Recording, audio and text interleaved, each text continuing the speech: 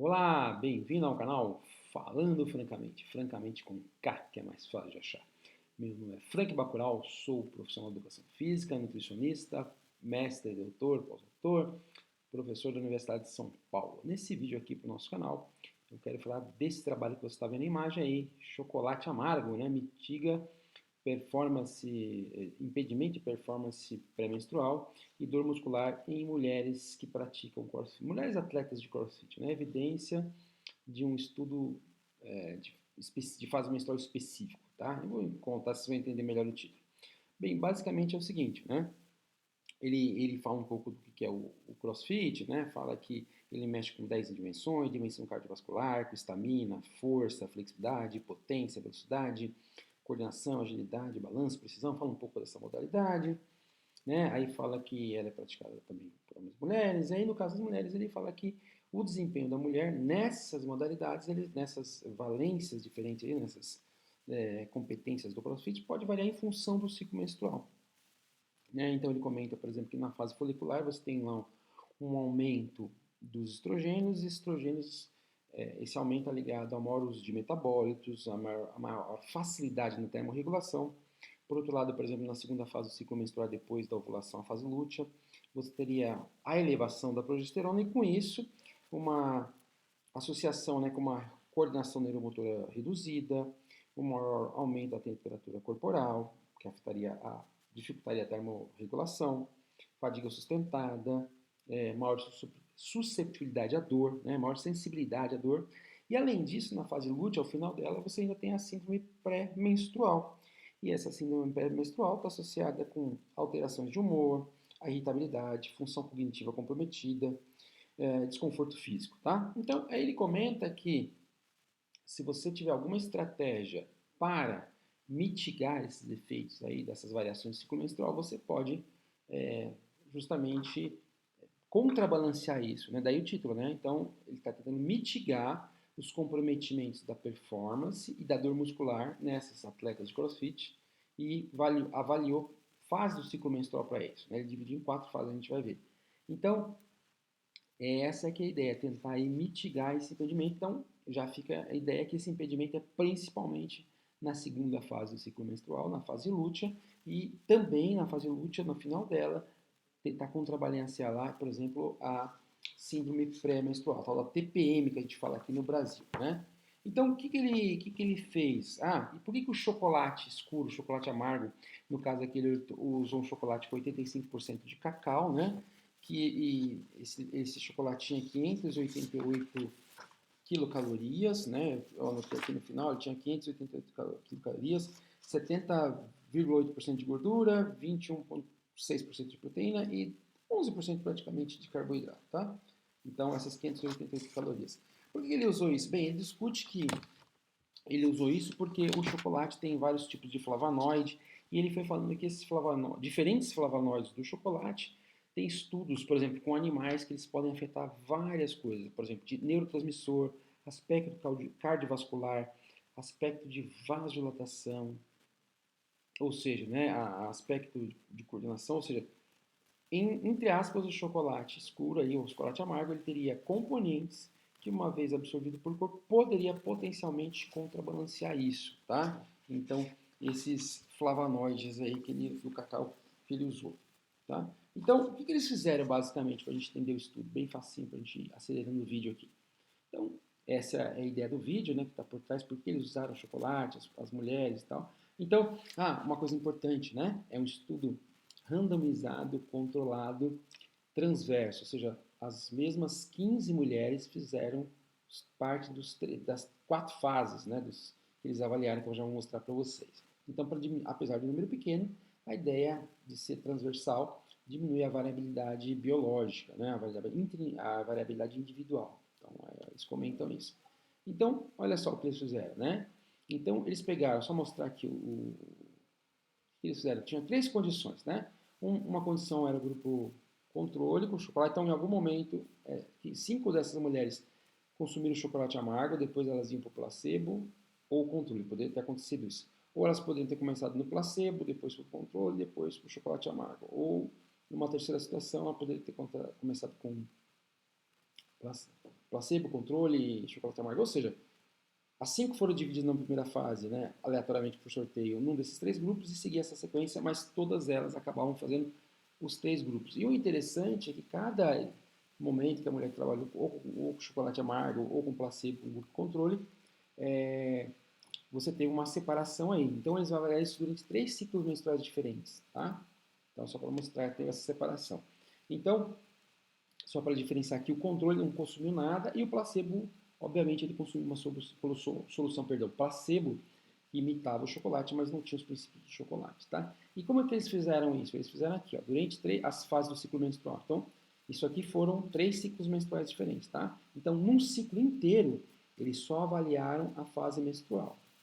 E aqui considerou, tá, os dias. Então, só para mostrar, o que está marcando aqui?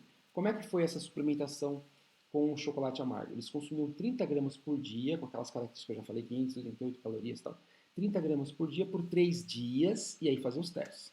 Num outro ciclo seguinte, depois de 2 meses, eles vão lá, por exemplo, e fizeram o ciclo e começaram a fazer a mesma avaliação, só que agora na fase não menstrual, que eles chamaram uma fase, mas na segunda fase eles chamaram folicular. Então foi o dia 11, 12 e 3 do ciclo, e no 14 eles faziam os testes.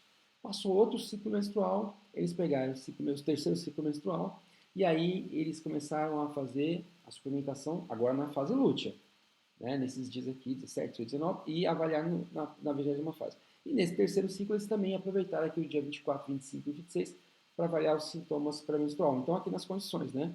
Então em algum momento elas estavam consumindo ou o chocolate amargo, ou o controle, ou o placebo, ou o controle. E o que eles avaliaram? Então eles fizeram um teste de tempo de reação e de acerto através daqueles Stroop test. Então vamos imaginar que eles estavam no primeiro ciclo e vão fazer, estavam avaliando a fase menstrual. Então eles avaliaram o Stroop test, tempo de reação, porcentagem de acerto. Depois eles fizeram o teste de hand grip. Depois faziam a escala analógica visual para verificar a dor muscular tardia. E aí fazia o tal do WOD, né, que eles tinham 20 minutos para fazer 3 exercícios na sequência, como acontece no CrossFit. Era a barra, flexão de braço e um agachamento que eles chamam air squat, que é um agachamento com o braço para frente. Então, em 20 minutos eles fazem essa sequência aqui, né? Faz essa sequência e voltava, faz essa sequência e voltava. Então eles faziam 5 barras, 10 flexões e 15 desses agachamentos, começava tudo de novo durante 20 minutos fazendo o máximo possível, tá? E aí no final do dia fazia de novo a escala analógica visual. Então eles faziam primeiro ciclo, fizeram tudo isso só para a fase menstrual, segundo ciclo só para a fase folicular e no terceiro ciclo para as duas fases aqui, né? Fase lútea e o pré-menstrual, tá? E o que eles observaram na prática, né? Eles observaram, vou dar rapidinho aqui para ver na figura. Basicamente, já dá para dizer, ó, nas 3 fases, que a parte da preensão menstrual eles não verificaram diferença nenhuma, tá? Nem na condição controle, nem no placebo, nem no chocolate amargo. Então, não teve nenhuma diferença sobre preensão manual em nenhuma das 4 fases avaliadas, tá? A parte aqui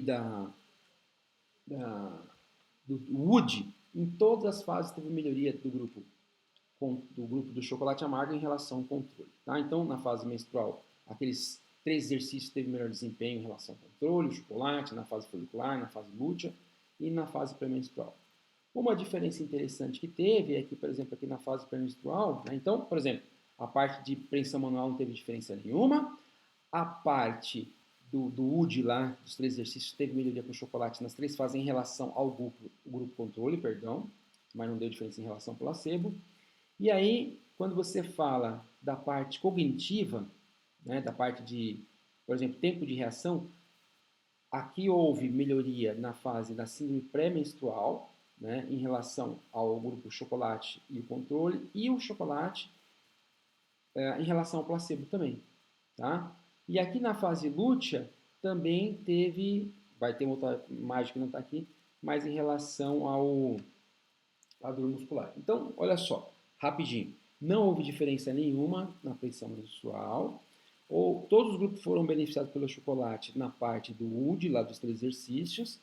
A parte da síndrome pré-menstrual teve melhoria no tempo de reação, tá? E no tempo de reação do chocolate, tanto em relação ao controle como placebo.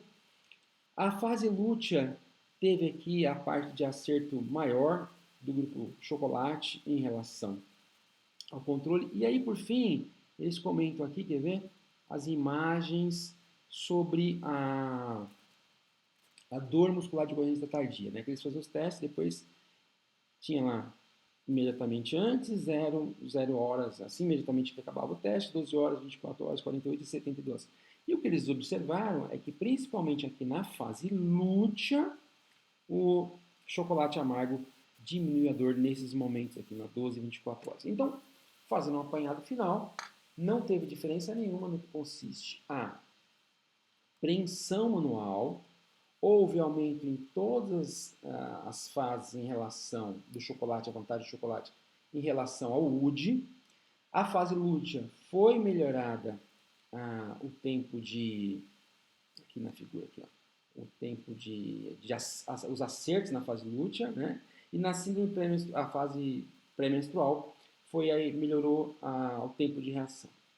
Então, o que ele mostra aqui? Né? Que ele mostra que o chocolate é benéfico em relação aos impedimentos do desempenho da mulher e que isso é fase específica, né? Então, não afetou a força, ele discute que não afetou a força. Aí ele vai tentar discutir por que a performance do Wood melhorou com o chocolate em todas as fases, por que o chocolate só melhorou, por exemplo, mais a questão do tempo de reação na síndrome pré-menstrual e a questão do tempo de reação